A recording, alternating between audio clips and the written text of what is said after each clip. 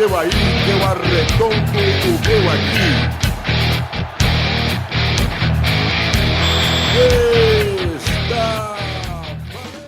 Fala galera do programa Resenha Ferrenha, aqui estou eu de novo, Paulo Henrique Faria, para debater sobre os principais temas de futebol no nosso país e também no exterior.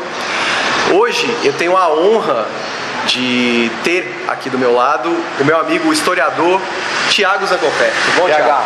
Pô, valeu demais pelo convite. Eu tô honrado de participar do canal. Já vi os vídeos do Morgantini, de outros colegas e tal. Pablo Costa. Pablo Costa também. Foi muito bom. 2 flamenguistas, né? Agora a vez de um palmeirense. Isso aí, não é o primeiro palmeirense. Ah, bacana. Não é o primeiro palmeirense. Então galera, antes de começar, inscreva-se no meu canal, dê joinha se você gostou do vídeo, dê dislike se você não gostou, não tem problema nenhum, compartilhe pra galera nas redes sociais, beleza? Então vamos ao que interessa, não é? Bom, começo falando, Thiago, sobre o seu grupo de pesquisa lá na UFG. É uma história muito legal, o GEPAF. Fala um pouco sobre ele. Então, o GEPAF não é uma iniciativa só minha, mas compartilhada com alunos na época. Posso citar o nome do Afonso, o nome do Tom, das Ciências Sociais, o Afonso era da História, o professor doutor agora, o Maxwell Coimbra, o professor Glauber também, professor doutor Glauber. A gente tentou juntar um grupo para tentar sistematizar de maneira um pouco mais bem acabada o que é o futebol, né? E como se estudar o futebol. E no segundo momento a gente teve o aporte do Roger, do Gabriel Sulino, teve também o Túlio com grandes contribuições envolvendo essa perspectiva do futebol com o cinema, o Roger... Qual Túlio? Túlio Henrique. Ah, achei que era um conhecido realmente. O Túlio, que trabalha com cinema e tal. A ideia do GEPAF era tentar sistematizar um pouco esse nosso interesse por futebol, de acompanhar cada um, puxando muitas vezes a reflexão para um lado, e tentar trazer isso e sistematizar dentro de uma perspectiva, digamos assim, acadêmica. Isso. Do ponto de vista da história, uma perspectiva historiográfica, pensando uma diacronia, uma sincronia, um encontro de temporalidades.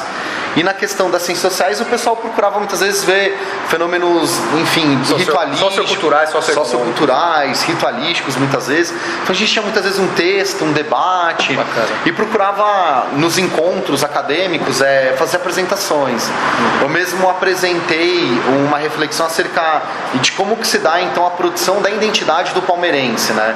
Então eu procurei analisar o período da seca palmeirense de, se não me engano, 78 até 93, procurando compreender então o que essa seca de títulos produz em relação à identidade, esse desencontro entre time, torcida, diretoria, o que nada deu certo ao ponto de o único time brasileiro ter passado por esse fenômeno foi o Palmeiras ter sua sala de troféu quebrada. É como se a torcida tivesse quebrado a sua própria história, ou seja, isso já não é mais o Palmeiras. Acho que foi o fundo do poço, foi essa cena. E depois, como a era Parmalat reproduz o sentido de alguma maneira dessa identidade palmeirense, com investimento, com jogador, uma reaproximação com a torcida, enfim. Eu fiz essa reflexão, né? O Maxwell, que também avançou muito nos estudos dele, fez uma reflexão em relação ao futebol e o extremismo na França, a extrema-direita futebol francês, tentando avaliar como... Dá pra fazer um recorte aqui no Brasil também, né, atualmente. Sem dúvida. Como isso, de alguma maneira, contaminou.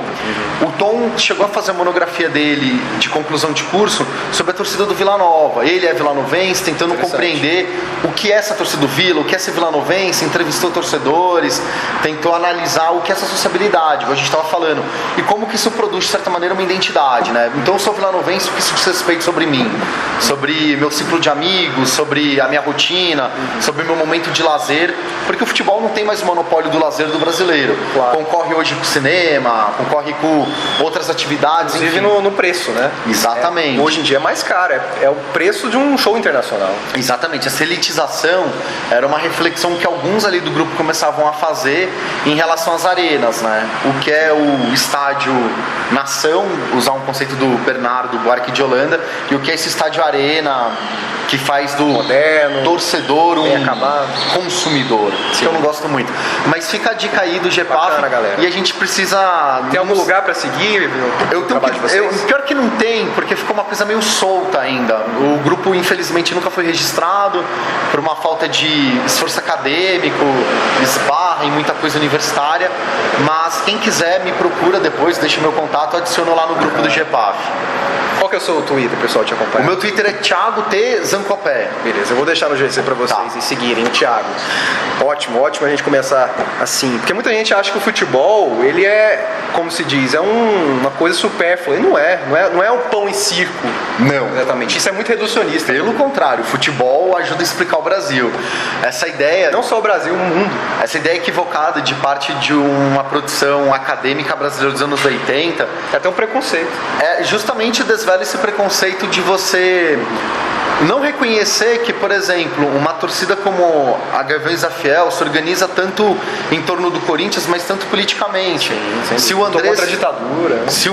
Na democracia corintiana e mais recentemente, o fenômeno da eleição do Andrés foi um fenômeno que reverbera a Gaviões. Ele é fundador de uma torcida organizada, Pavilhão 9, ele conhece os bastidores do clube e ele se projetou politicamente dentro daquele projeto PT Corinthians que tinha. Sim. O Itaquerão não nasceu do nada, existe um projeto político, sabe? A ideia do Bem escuso, mas... Sim, a ideia do Bolsonaro com a aproximação com o Palmeiras é justamente para delimitar. Se o Lula é corintiano, qual que é o maior rival? É o Palmeiras, então eu sou palmeirense. Ele é palmeirense mesmo, mas não, como se diz, ele é um cara, é um populista, né, cara? É um populista igual... Tanto quanto o Lula. Tanto quanto o Lula, e no caso dele, ele se associou ao Palmeiras porque para buscar delimitar a identidade e alteridade. Antagonista, né? Sim, e os exemplos seguem, sabe? Governadores que foram homenageados com nomes de CT, aqui no estado a gente tem um. Enfim, não existe como pensar no Brasil futebol sem falar de política, sem falar de sociedade, sem falar de economia e cultura. Isso aí, muito bom mesmo. Então vamos agora pro factual. Vamos. Né? Vamos lá pra resenha factual. Bom, Thiago, eu começo falando sobre as principais contratações dos técnicos, né, dos principais times do Brasil. Essa semana agora, o Abel voltou pro Vasco. Novamente. Luxemburgo saiu do Vasco, foi pro seu Palmeiras. Foi pro meu Palmeiras. O Sampaoli ficou de ir pro Palmeiras, mas recusou. Agora tentou fez uma tratativa com o Atlético Mineiro, mas parece que não deu certo também, né? Acho que não vai. Será que vai pro Atlético Paranaense? Seria uma boa pros dois, né? Seria uma boa pros dois. Eu acho que o São Paulo ele tá cozinhando galo no Brasil, tá procurando ver se o preço da passagem abaixa pra ele voltar pra Argentina. Esperto, né, cara? Ele é muito esperto. Ele é um bom negociador. Não acho que ele fique no Brasil, igual você já cantou essa pedra várias vezes. Acho que ele volta pra Argentina. Até porque o contexto agora político da Argentina o favorece. Ele é um cara abertamente progressista, né? E o novo governo da Argentina é progressista. Exatamente. Alberto Fernandes e Cristina Kirchner são de centro-esquerda. O Michel Magu, que participa também de programas, torcedor do River, falou que o São Paulo é peronista e é torcedor do River. Isso. Para ele, o peronismo, só para contextualizar aqui, ele é parecido com o getulismo / trabalhismo aqui no Brasil. Sem dúvida. PDT, não PT. E o peronismo tem, enquanto conceito político, ele é um conceito básico, ele organiza diversas correntes. Então, por exemplo, o Menem nos anos 90 se declarava peronista, mas era um peronista de direita. É, um cara liberal, né? Mesma coisa, eu já meio que tangenciei isso numa pesquisa, acontece, entre aspas, com o bolivarianismo, só que sobre outras matizes históricas, venezuelanas, em comparação com a Argentina. Pro factual, de treinador, eu gosto da escolha do Thiago Nunes no Corinthians. Sim, foi acertado. Não sei se o Andrés vai conseguir entregar um time pro Thiago Nunes, mas ele provavelmente vai observar com atenção a Copinha, e o Corinthians na Copinha é sempre favorito, porque o terrão, como eles falam, sempre tem uma peça ou outra. Não sei se você concorda comigo, mas pra mim, dessa nova geração, os dois melhores são ele e o Rogério Ceni. Sem dúvida. Acho que o Zé Ricardo fez um foguinho e caiu. Jair Ventura também. Caio Ventura também. Jair também, não achei que o trabalho dele foi consistente. Acho também que o trabalho do Barbieri se perdeu. O Diniz ainda está tentando se encontrar. O Fernando Diniz, ele tem que entender que o conceito puro em si não explica nada. Se ele não conseguir adequar ele a cada realidade, não adianta nada. Ele acaba sendo até meio que histórico achar que aquilo que deu certo na Holanda de 74, fazendo uma homenagem à camiseta que você está usando, vai dar certo no São Paulo de 2019, 2020. Não vai, as peças são outras. Você tem que respeitar o seu material humano que você trabalha, sabe? Então eu não entendo como o Fernando Diniz imagina que aquela rotatividade que ele quer com a bola vai dar certo quando você olha para um lado e tem Daniel Alves e do outro você tem o Juan Fran. Talvez nem com o Flamengo daria certo, né? Não dessa maneira que ele Eu acho muito difícil. Porque o Jorge Jesus tem muita influência do Cruyff também, mas ele pensa de forma mais pragmática, né? Não é só jogar bonito e ficar tocando bola. É resultado, é bola pra frente, né? Tentar fazer o gol o tempo todo. E a ideia das linhas altas do Jorge Jesus são linhas altas que de alguma maneira os jogadores entenderam que eles precisam estar numas linhas altas compactas. O Fernando Diniz, muitas vezes as linhas altas dele ficam espaçadas. E é nisso que ele toma os contra-ataques. O humano, que é retranqueiro, ganhou do Fernando Diniz como? Cara, eu vou esperar você vir, você vai vir e vai ser contra-ataque nas costas dos laterais. Exatamente. E o time do Palmeiras, assim, foi talvez o único bom jogo do Palmeiras sob o comando do Mano. Foi o Palmeiras de São Paulo em que o Palmeiras deitou e rolou. Por quê? Cara, tem um vazio. Né? Tem um vazio. Sim, sem dúvida. Sobre a pré-Libertadores, eu acho que para os times brasileiros, assim, com o que aconteceu no Chile, politicamente, novamente, refletiu no futebol. Sim. Ou seja, o campeonato chileno acabou de maneira abrupta. Foi. A gente não sabe qual que seria o desfecho. A gente poderia ter a gigante Laú. Até para definir aqui o chaveamento, né? A gente poderia ter tido a gigante Laú caindo. A gente está falando da Universidade de Chile, um segundo maior time chileno em títulos. Só perde pro Colo-Colo. Só perde pro Colo-Colo. Isso porque a Laú não tem a Libertadores, coisa que o Colo-Colo tem. O máximo que a Laú já chegou na Libertadores, se não me engano, foi numa semi, nem final nunca disputou. Isso. Foi campeão da Sul-Americana, se não me engano, a Laú. Acho que sim. E é o único título internacional que ela tem. São Paulo, né? São Paulo, foi o treinador dele. Que ele tinha, que se não me engano, tinha até o Montijo ainda. Isso. E o Vargas, Montijo, era um bom time da Laú. E a Universidade Católica seria o terceiro grande do Chile. A Universidade Católica, se não me engano, foi declarada campeão, não vai ter nem rebaixamento e não vai ter nem... Foi tipo o Avelange, então. Foi uma coisa... E ainda tá rendendo polêmica, porque os times que estavam no quadrangular final da Série B, é óbvio que querem subir, e os times que estão na Série A, óbvio que não querem cair. Então eu acho que nesse sentido, tanto o Inter, que vai pegar um chileno, como o Corinthians, que vai pegar um boliviano ou paraguaio, são favoritos. Sem dúvida. A não ser que o Corinthians enfrente aquelas altitudes desumanas, que eu acho que existe sim uma espécie de protecionismo da Conmebol. Pra equilibrar, né?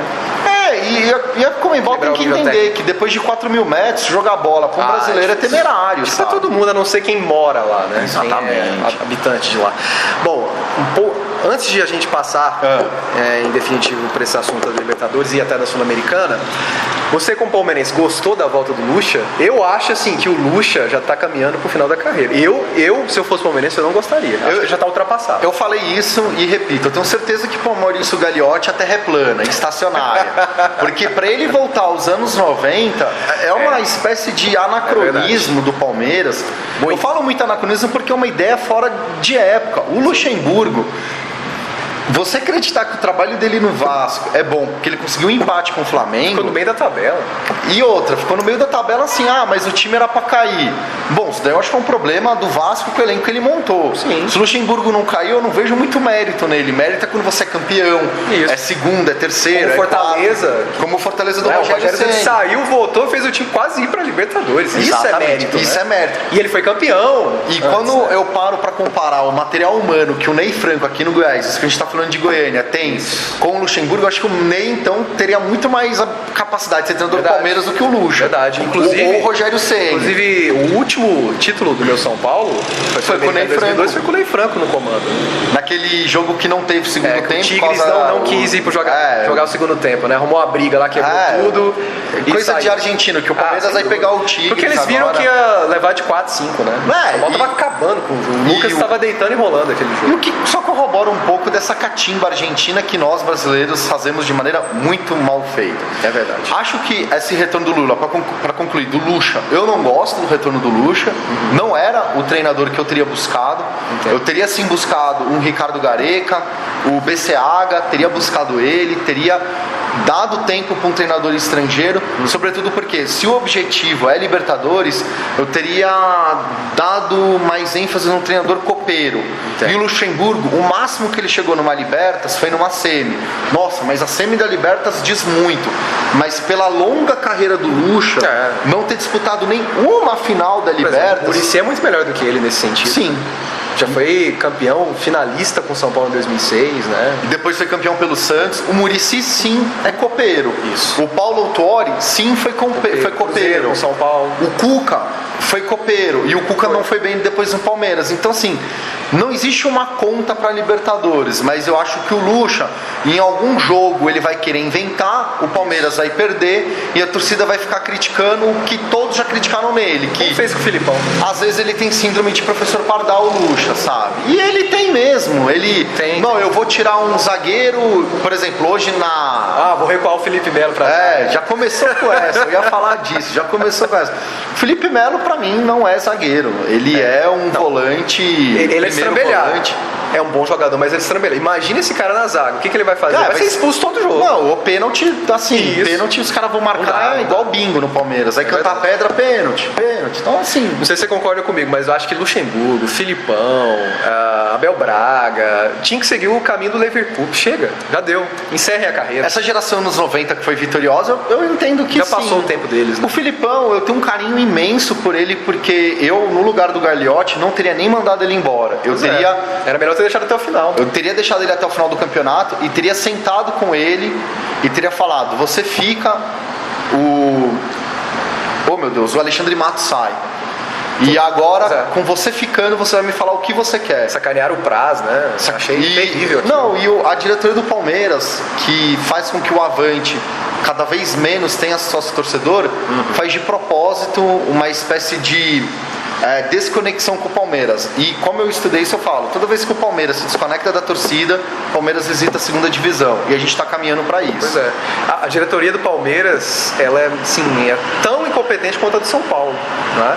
E o Gagliotti, ele consegue... Tem muito dinheiro, mas são incompetentes. E ele consegue ser mais incompetente ainda, porque no caso dele ter dinheiro, ele erra então na execução, tendo todas as informações que dão suporte para ele fazer o contrário, o que ele não faz. Então o Gagliotti, ele consegue para mim ser pior que o Tirone e o Friso, porque o Tirone e o Friso, mesmo sem dinheiro, conseguiram conquistar uma Copa do Brasil, mas caíram.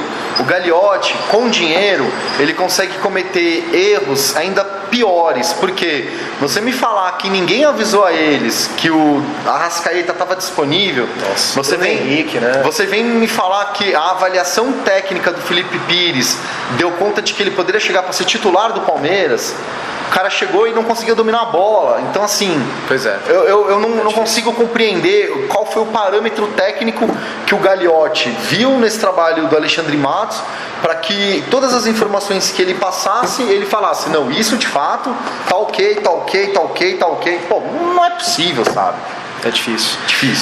Mas, por exemplo, nesse sentido aí de contratar um técnico estrangeiro bom, copeiro, como você até citou, o Internacional saiu na frente, contratou o Kudê, que é um ótimo nome. Pô, o Kudê veio do Racing da pra Argentina. Mim, assim, o Kudê tá só começando a carreira dele no Brasil. Acho que do Inter ele facilmente passa por um São Paulo, passa por um Palmeiras, passa por um time como o Corinthians ou o próprio Flamengo. Sim. Eu acho que o Kudê só tá começando a carreira... Pode ser um São Paulo e 2. Pode. Acho que o Kudê só tá começando a carreira dele no Brasil. Agora, por exemplo, eu teria às vezes feito uma proposta pro Marcelo Gallardo. Gallardo, você ganha quanto aí no River? Eu ganho aqui no River. Me parece que o Gallardo não saiu do River porque ele esperava uma proposta do Barcelona ou de algum outro grande da Europa. Sim. Como essa proposta não veio, então, vou ficar aqui mesmo. Né? Exatamente. Eu acho que ele deveria ir pra seleção argentina, mas... O Munheco deveria. Eu gosto muito do Gallardo. Imagina a seleção argentina com ele no comando. Eu acho forte para 2022. Tem uma espécie de mito. Eu acho que a seleção argentina só volta a ser campeã no dia que pagar a promessa de 86 lá em Jujuy. Mas voltando para o aspecto futebolístico, o Marcelo Gallardo na seleção argentina, eu acho que é a reconexão do time com o país, com o povo, com a torcida. É uma uma ressignificação, Sem dúvida. igual houve, de certa maneira, em 94 com o Parreira. O Parreira consegue ressignificar a seleção para os brasileiros. Eu acho que Isso. a decadência... descredibilizada. A decadência com o Lazzaroni, quando você pega do Brasil, perder 90 nas oitavas para a Argentina, perde depois a Copa América de 92, sendo eliminado também Aí precocemente. já era o Falcão, né? Já era o Falcão, perdão, já era o Falcão. Aí depois que veio o Parreira. Aí depois vem o Parreira, então eu acho que o Parreira, então, ele ressignifica ele propõe uma reinterpretação do sentido da seleção. E aí o Brasil foi tetra, né? E o Brasil não apenas é treta, como eu, quando menino nos anos 90, eu queria ter a camisa oficial do Brasil. Eu tinha a Camisa da Umbro, era bonita. Eu aquela tinha a camisa lá do B, que meu pai tinha condição de comprar a lá do B, eu tinha lá do B. Mas toda criança nos anos 90 era torcedor da seleção, porque o Parreira, de certa maneira, ele reencontrou a seleção com uma molecada que vinha e queria ver o Brasil campeão. Então, assim... Ele foi esperto, ele pegou ali a base do São Paulo bicampeão mundial, pegou os melhores jogadores do Flamengo, do Vasco e os que brilhavam fora do Brasil, né? E claro, o Romário, que era o nosso maior craque. Não, e o Parreira, ele tem uma grande sacada, que é ele vê, por exemplo, um Zinho jogar num esquema do Luxemburgo e que ele adequa na seleção. Isso. Só que ele viu que pro Zinho render, com o Raí não dava certo, ele coloca o Mazinho. Ele deu azar porque o Raí, ele tava em má fase e não tava 100% fisicamente. Não. Mas o Raí jogou demais. Jogou. E Mas naquela Copa, naquele recorte ali, ele não tava Não. bem nem no PSG. E o Zinho com o Mazinho, por eles estarem jogando juntos no Palmeiras, eles encaixam. Então, por exemplo, o Romário e o Bebeto já sabiam como o outro jogava. Isso. Por conta, se não me engano, Isso é daquela muito importante. Copa América de 89, que eles fizeram parceria de ataque. Zinho e Mazinho também. O Brasil é campeão em 94 com a zaga reserva, que era o Aldair e o Mauro Branco, não era? Aldair e o Mauro Silva Mauro era Silva. o volante. Mauro Silva era o volante, era o Márcio Santos. Márcio Santos, Jogou no Aldair São e Paulo Márcio também Santos. depois. Isso. Que foi revelado pelo Luxemburgo no Bragantino. Isso. Então, Ótimo assim, jogador. você ser campeão com uma zaga reserva hoje em dia é algo que muita gente fala, pois isso é impossível. O Parreira deu conta. Parreira barra o Zete por conta daquele escândalo do chá de coca que teve no jogo da Mas altitude. o Tafarel era o goleiro. Mas o Tafarel era o goleiro de confiança. Tanto que o Zete foi reserva dele. Foi. E o Acho que terceiro foi- goleiro era o sim, Gilmar. foi só desculpa, entendeu? Sim, o terceiro goleiro era o Gilmar, Bigode, que foi depois empresário do Adriano. Verdade. Você manteve o Jorginho na lateral, o Branco. Cafu na reserva dele. Cafu na reserva. O Branco na reserva do Leonardo. Depois daquela cotovelada virou o titular e Virou os titular. heróis. E o Branco, coincidentemente, para os ouvintes, eu encontrei com o Branco e Eu vi a foto, bacana. E o Branco, comentei com ele. Mundial "Pô, Branco, Sub-17. você jogou no Corinthians de 94 e era um time muito bom. Aí ele até brincou, mas tinha um Palmeiras da Parmalat pela frente. Ele encerrou a carreira na Série C com o Fluminense. Ele ajudou o Fluminense a subir, né, pra Série B. Caramba, você lembra? Essa informação eu não sabia. Eu lembro disso. O Branco, se não me engano, aquele time de 94 Corinthians se destaca o Marcelinho, o Branco, o Marques, o Henrique, zagueiro, acho que eu não sei se o Gralac já tinha chegado ou não, mas do outro lado você tinha já o Rivaldo, você vai ir Sem contar aquele Super São Paulo do Tele de 92 e 93, que era quase imbatível, né? E é um momento que o futebol paulista, ele de alguma maneira se reencontra depois de uma hegemonia carioca. Quando você pensa nos títulos dos anos 80, você tem Fluminense campeão brasileiro 84, Isso. até conheci ele no Paraguai, o Romerito, figuraça. Você tem o Vasco campeão, você tem o Flamengo bi ou tricampeão. O Vasco, eu não sei se é bi brasileiro, o Vasco, se não me engano. Acho que sim. Você vai ter o São Paulo campeão só. Em 86. Você não tem o Corinthians campeão, você não tem o Santos campeão, você não tem o Palmeiras campeão. Então o futebol paulista nos anos 80 não consegue ter esses títulos nacionais. Isso. Quando a seleção ganha, com jogadores que estavam jogando no São Paulo, no Palmeiras, no Corinthians, você tem um reencontro ali. E eu acho que o Parreira fez parte disso. É verdade, ele foi importante mesmo. Bom, então agora vamos pro próximo assunto, mais factual. Vamos falar sobre Sul-Americana primeiro, tá? Vamos aqui aos Grande confrontos. Bom, brasileiros na primeira fase da Copa Sul-Americana. O Vasco vai enfrentar o representante do Bolívia. Bolívia 4. Lembrando que tem Bolívia 4 na Libertas e Bolívia 4 na Sula. Não é o mesmo time. Não Exatamente, isso. Depois na verdade o Bolívia 4 é o confronto dos times bolivianos, Sim. né? É o 4 confronto. Que não será o mesmo da Libertadores. Exatamente. O Atlético Mineiro vai pegar a Unión da Argentina. Passa fácil o União, um time fraco, né? Inexpressivo. Não tenho muitas informações, mas o Galo gosta de se enrolar com o argentino. Tenho medo. Eu acho que passa. Acho que o União é um time inexpressivo. Bahia vai pegar o Nacional do Paraguai. Vai ser um jogão. Sim, mas eu acho que o Bahia é favorito. Eu acho que o Bahia é favorito se fizer o placar dentro de casa. Dentro de casa, porque se for para depender de fazer o placar lá no Uruguai, Montevidéu, o Centenário, com a torcida do Nacional, dá uma atrapalhada. É verdade. Porém, destaque dessa nova geração, a gente não citou, o Roger Machado faz um excelente trabalho. Roger, deferência ao Roger, muito bom. O Goiás vai pegar o Sol de América, decide aqui no Serra Dourada. Quero ir no Serra Dourada ver esse jogo. Acho que eu vou também. Quero ir. Tentaria. Acho que o Ney Franco, se estiver até lá... Ney Franco já foi campeão da Sul-Americana. Sim, merece que a torcida goiana compareça. Verdade. E sobretudo, entre Goiás e Sol de América, são muito mais Goiás, tanto aqui quanto lá. Sol de América também é um time inexpressivo. Mesmo, mas se o Michel for embora, mesmo assim. e tal, mesmo assim, eu acho que o Goiás consegue levar fácil. Concordo. O Fluminense vai pegar o União La Calera do Chile. Então, eu não sei que tipo de padrão de jogo o Daír Hellman quer dar pro Fluminense. Eu confesso que eu teria insistido um pouco mais no Marcão. Gostava de ver identificação com o clube. Exato. Tá fazendo um bom trabalho. Gostava do relacionamento do Marcão com os jogadores. Mas o Fluminense é um time que precisa de algumas peças urgentes. Sem dúvida. Como pelo menos um atacante. Patente. Um atacante urgente pro Fluminense. O Fluminense precisa de 2 laterais. Enfim, mas a crise financeira nas Laranjeiras é completamente catastrófica. Impede, né? Impede. Então, pro Fluminense enfrentar o União La Calera é jogo de igual para igual. Não tem favorito. Concordo. Eu acho que vai dar Fluminense, mas realmente é pau a pau. Agora, esse é problemático. Fortaleza, do Rogério Ceni, vem fazendo um ótimo trabalho, deixou o time arrumadinho, pegar nada mais nada menos que Independiente, bicampeão da Sul-Americana e heptacampeão da Libertadores. É o rei de Copas. Vai ser difícil. O Independiente, o Rogério Ceni tem experiência de Libertadores. Ele sabe, se ele não fizer, novamente, se ele não fizer o placar em casa, não levem a Veianeira. Você é profético, o São Paulo só vai voltar a ganhar a Libertadores quando o Rogério Ceni for o técnico do São Paulo. Eu concordo. Anotem. Eu tô nessa profecia sua. Como palmeirense eu tô. E quando o Leco sair também, obviamente. Eu acho que... Não, o Leco é um desastre total. O Rogério não volta enquanto ele não sair. O Leco, o dano que ele faz ao São Paulo, a imagem do São Paulo é até pior que o Gagliotti faz ao Palmeiras. Consegue ser pior, porque o Leco, ele não escuta ninguém, ele não consegue tomar uma decisão, ele leva o São Paulo numa situação de paralisia.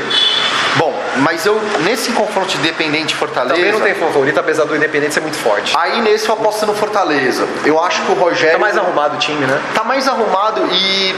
O campeonato argentino, ele não é tão grande quanto o brasileiro. É um campeonato menor. Não acho que o Independiente... Ele não tá bem lá. Na atual situação financeira do clube. Com o Racing, seu maior rival, numa posição bem melhor que o Independente, não acho que o Independente vá fazer medo ao Fortaleza. Só camisa não adianta mais no futebol de hoje. Não. Eu ainda acho que quando o Independente ganhou do Goiás, pesou um pouco pro Goiás aquela decisão. Foi. Que não deveria ter pesado, porque o Goiás ganhou do Palmeiras no Pacaembu jogando muita bola. Mas pesou pro Flamengo também em 2017. Pesou também pro Flamengo. Mas eu acho que pro Fortaleza o Rogério vai falar, esses caras não causam medo, vai pra cima que vai ganhar. Vou torcer pro Fortaleza, acho que vai ser um jogo difícil, mas acho que passa. Eu acho que passa. O time cearense passa. Bom, então vamos agora para a Libertadores. A gente até falou agora há pouco um pouco sobre Corinthians e Inter, né? O Inter vai pegar o representante do Chile, né? O Chile 4. Isso no primeiro jogo, depois tem a consequência. E o Corinthians vai pegar ou um representante da Bolívia 4 também, ou o Guarani do Paraguai. Esse Guarani do Paraguai, pra quem não lembra, eliminou o Corinthians em pleno Itaquerão em 2016, ou seja, não vai ser fácil não, hein? O Guarani jogou por uma bola, tanto lá quanto cá, e teve mais êxito que o Corinthians. Isso. Acho que pro Corinthians seria melhor pegar o Guarani, porque não tem altitude. O time do Corinthians, por exemplo, se tiver um Manuel na zaga... O Manuel já saiu. Saiu? Já. Vai voltar pro Cruzeiro? Não sei, mas não vai ficar Não vai ficar no Corinthians. Porque o time do Corinthians tem um problema de idade. Eu sei que eu li mais cedo que o Gil já não é o mesmo. O Gil já não é o mesmo. Já não é o mesmo. Cássio não é o mesmo. O Henrique. O Fagner tá na descendência. O Júnior Russo tá saindo. Isso. O time do Corinthians, envelhecido, num jogo de altitude, não segura. Só chegou o Luan, que também não é mais o mesmo, né? Acho que não. Acho que o grande desafio do Thiago Nunes vai ser recuperar o Luan. Verdade. O Luan que marcou pra mim o gol mais bonito da história das finais na Libertadores contra o Lanús. Gol de craque. O Luan precisa reencontrar o futebol dele. Há mais de um ano e meio que ele não joga nada. Não joga nada, cogitou-se que ele estaria com problemas extracampos. Não vou entrar no mérito. Gosto demais do Luan. Traria ele pro Palmeiras vice-presidente. O Palmeiras tentou, né? Tentou, falaria pro Luxemburgo, ó, meu amigo, vai recuperar esse cara, que esse cara é bom de bola, acredito no futebol do Luan, torço por ele, mas de fato, se o Luan não tiver pra quem tocar uma bola, por exemplo, o Luan vai fazer tabela com o Pedrinho, vai fazer tabela com o Jadson. Pedrinho que não deve jogar nessa pré-Libertadores porque vai estar com a seleção pré-olímpica. Piora mais ainda a situação do Corinthians. Tem esse agravante. Aí o Luan vai fazer tabela com o Bocelli, com o Wagner Love. Então o time do Corinthians envelhecido, com todo respeito aos jogadores, mas... E a base não é tão boa assim, né? Não é. Não é como a do São Paulo, do Palmeiras, do Santos. A base do Corinthians não vem bem já tem um tempo e os corintianos fingem que não é com eles o problema. Você pega, por exemplo, o retrospecto das finais da Copa BH, Copa São Paulo, Copa Rio Grande do Sul, você vai ver cada vez mais o Flamengo com uma base forte, um Grêmio, um Palmeiras, São Paulo, um Santos. Inter, São Paulo, Santos, Botafogo, mas você não fala mais no Corinthians. É verdade. Então, Ficou pra trás. o terrão tem que... Mas eu acho que passam, né? Acho que tanto o Internacional quanto o Corinthians passam. Chega na Passa. fase de grupos. Eu torço para que passem porque você ter o primeiro Grenal da história da Libertadores. Falar daqui a pouco sobre e isso. o retorno aos anos 90 com o Palmeiras enfrentando o Corinthians, para o futebol brasileiro é bom. Você Sem dúvida, vende isso. sem dúvida. Enfim, o bar vende mais cerveja, o Claro. torcedor chora, vende mais lenço. Claro. Enfim, movimento Enriquece econômico. a Libertadores. Enriquece, é bom. Então vamos já à fase de grupos da Libertadores. Grupo A, o atual campeão Flamengo vai pegar o atual campeão da Sul-Americana, Independente Del Valle. Parada dura. Parada dura. Acho que é a única parada dura do Flamengo. E o Independente do Vale é com aquele treinador, o Ángel Ramírez, espanhol, que pra mim teria que ter sido Bom contratado pelo Palmeiras ou qualquer outro time brasileiro, Pois porque é. o cara chama-se Copeiro. Pois é. Barranquilla, Júnior Barranquilla da Colômbia. Ainda tem um bom elenco time, bom. mas muito abaixo do Flamengo. Caiu e o muito. G1. No G1. Tá em quem tá indefinido. Isso. Grupo B, do seu Palmeiras. Tem o Bolívar, além do Palmeiras, lógico. Bolívar, que pra quem não sabe é da Bolívia, é isso. Exatamente. O Tigre, aquele Argentina. amarelão. Amarelão. Vice-campeão da Que Sul-Americana. não vem bem na 2012. Argentina. Isso, time fraco. E o G2, que provavelmente pode é ser o Corinthians, né? O grupo do Palmeiras era pra ter sido a baba se não tivesse tido no sorteio o G2. Isso, é parecido com o do Grêmio. Sim. Grupo C, Peñarol, do Uruguai, pentacampeão da Libertadores, Colo-Colo, já foi campeão, Atlético Paranaense, né? E o Bolívia 2, representante da Bolívia. É um grupo mediano para fácil, eu diria. Sim. Né? Eu acho que o Atlético deve passar em primeiro, ou na pior das hipóteses, em segundo. Grupo da morte, de Death, Que eu não concordo muito, mas vamos River lá. Plate, São Paulo, LDU e Binacional. É óbvio que o único time fraco é o Binacional, que é o atual campeão peruano, mas não vai dar muita dificuldade para esses três campeões. Alguns anos atrás, o atual campeão peruano do Sporting Cristal foi goleado em casa por vários times. Então, acho que o único trunfo deles é a altitude de quase 4.000 metros. exatamente. 3.800 para ser mais exato. Isso, sobretudo para um time como o São Paulo e o River, influencia. Para a LDU nem tanto. Que a LDU também joga numa altitude um pouco mais alta em Quito. 2.500, 2000 alguma coisa. Então, para a LDU ela não sente tanto. Mas eles pelo menos jogam futebol, né? Mas pelo São Paulo e pelo River Plate, eu Mas tenho minhas dúvidas. O São Paulo se vai esse- estrear lá no Binacional, depois joga 2 vezes seguidas aqui no Morumbi. Ou seja, tem que pelo menos ganhar desse time inexpressivo lá e conseguir o resultado no Morumbi. Se conseguir isso, já encaminha a classificação. O chaveamento das tabelas, pelo que eu vi, favoreceu o São Paulo. O time Pelo menos isso, né? Tantas notícias ruins. E não favoreceu tanto o Palmeiras. O Palmeiras estreia fora Vai ser difícil. e já poderia na segunda partida encontrar o Corinthians. É. Ou seja, se em No duas Itaquerão, não, em casa. Vai ser em casa. Se não fizer o resultado já em 2 jogos, você pode ter certeza que pro terceiro jogo a perna vai bamba. Vai ser difícil, hein? Então vai ser O difícil. Luxemburgo vai ter que chorar sangue. E sobretudo tem que ganhar já o primeiro jogo do Tigres para fazer 3 pontos, porque se empatar com o Corinthians em casa não é um mau resultado pela dinâmica do clássico. Sem dúvida. Beleza. Grupo E. parecido Esse com o que do pra mim é o Palmeiras. grupo da morte. É. Porque Eu acho que é parecido com o do Palmeiras, se o Corinthians entrar, não? Se Sim, porque se o Inter entrar... Isso. Já Já é o G4, né, velho? Só pra complementar, Grêmio, Universidade Católica, você citou. campeão chileno. E o Atlético de Cali, né? É, E se o América de Cali. América de Cali, perdão. E se o Inter avançar, e deve avançar, vai pegar... Aí esse aqui no grupo da morte, porque você tem um campeão chileno lá. Esse time da Universidade Católica é bom de bola. É. O Grêmio é bom. Vai ter um Inter igual. Então, na verdade, não é parecido. É o grupo do da Palmeiras, morte. é parecido com o grupo do Do São São Paulo. Então, você tem 3 campeões, 3 times expressivos. Exatamente. Pra mim, o Então vai ser um grupo da morte 2. Grupo da Morte 2. Esses dois são grupos da morte. Aqui, pra mim, quem ficar de fora, já fica de fora um possível time que chegaria umas quartas, umas oitavas em qualquer outro grupo. Verdade. Bom, grupo F, Nacional, Racing, tradicional Racing. Vem bem, Nacional Racing. também é, Nacional, tricampeão, é, Nacional. da Libertadores e Mundial, só que não vive grande momento. Aliança de Lima fraco. Fraco e o Estádio de Mérida mais fraco ainda. Time venezuelano, meu amigo. Deve passar o Uruguai e o Argentino, né? Sobretudo, eu acho que já está definido ali. Aí quem vai brigar pelas 2 vagas é o Nacional e o Racing. Isso. Infelizmente, o futebol venezuelano, por conta da situação econômica e política da Venezuela, não consegue fazer frente, sabe? sem dúvida. Os times estão indo para jogar, sul-americanos na Venezuela, levando toda a sua comida, água, roupa, tudo, e trazendo quase tudo de volta. Difícil, é complicado. Bom, grupo G, Olímpia, que é o time tradicional do Paraguai, Sim. o Santos, o Delfim e o Defensa e Justiça da Argentina. É um bom time, mas que também não tem muita tradição. Pra mim, tá na cara que passou Santos e Olímpia. Acho que é um grupo relativamente fácil pro Santos, né? Tirando o jogo contra o Olímpia, que tem uma resto torcida é tranquilo. bastante fanática, e o Olímpia tem o ex-palmeirense, Oh, meu Deus, ele era ruim de bola no Palmeiras. Me foge o nome agora. Ele foi revelado pelo Nacional, depois agora tá no Olímpia. Tirando por esse ex-palmeirense, com a possível contratação do Borja, não acho que tenha no atual plantel do Olímpia alguém que fale, nossa, e tal, esse time é complicado. Bom, e o último grupo, o grupo H, Boca Juniors, dispensa apresentações. Já ex-campeão. passou. Libertad do Paraguai, que é um bom time, sempre com boas participações da Libertadores. Libertad aqui tem uma história curiosa, ele ressuscitou a ponta do Nicolas Leos, né? Era o time do ex-manda-chuva da Conmebol, Nicolas Leos, é o torcedor fanático do Libertad. Caracas, da Venezuela. Fraco. E um G3, que também não deve ser lá grande coisa, né? Se não me engano, a melhor participação do Caracas foi uma quarta de final na Libertadores de 2000 ou 2001, caiu pro Palmeiras até. Eu fiquei com dó na época, eu torci até pro Caracas eliminar o Palmeiras, mesmo que o Palmeiras.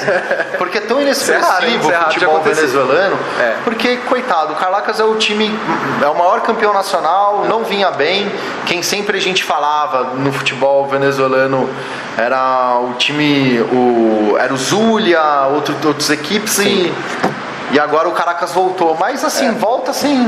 Sim, sem dúvida. Deve passar Deportivo Boca. Tátira, fez um foguinho. Deve passar Boca e Libertad, né? Sem dúvida. Sem grandes sustos, sem grandes surpresas. Bom, para finalizar esse assunto da Libertadores e partir para o último, que é o Mundial.